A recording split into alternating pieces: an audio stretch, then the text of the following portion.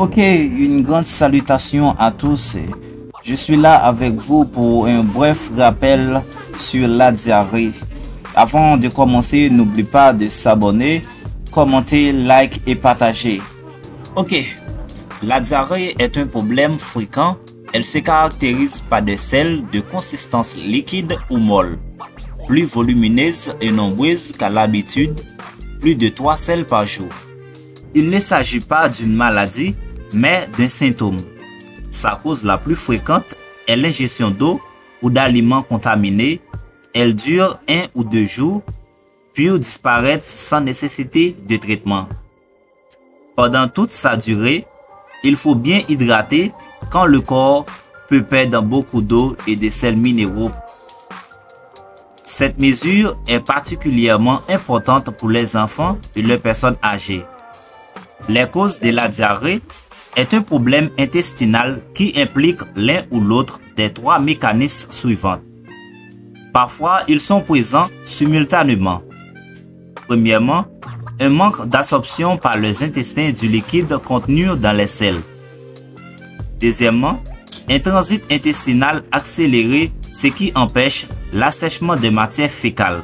Troisièmement, un passage anormal d'eau et de sels minéraux provenant du corps par la paroi des intestins. Voici les causes les plus fréquentes. Intoxication alimentaire, gastro-entérite virale, le stress ou l'anxiété, la prise d'antibiotiques, elle altère la flore intestinale et réduit ainsi la capacité d'absorption de la paroi des intestins.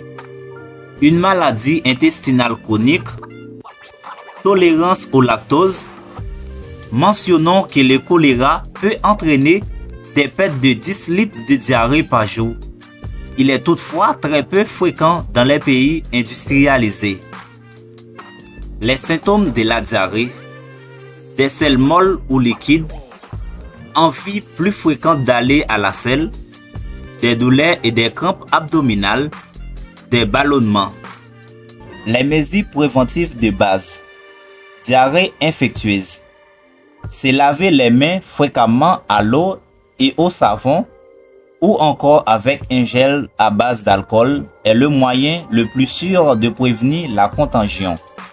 Surtout avant de manger, durant la préparation de la nourriture et à la salle de bain. Ne pas boire l'eau d'une source dont on ignore la pureté. Faire bouillir l'eau au moins 1 minute ou utiliser un filtre à eau approprié. Toujours garder la nourriture périssable dans le réfrigérateur. Surveiller et respecter la date de péremption des aliments. Isoler son enfant durant la maladie, puisque le virus est très contagieux. Pour les personnes à risque, consommer des produits laitiers, préférablement pasteurisés. La pasteurisation tue les bactéries par la chaleur. Diarrhée du voyageur. Boire directement de la bouteille d'eau, les boissons gazeuses ou la bière. Boire du thé et du café préparé avec de l'eau bouillie. Éviter les cubes de glace.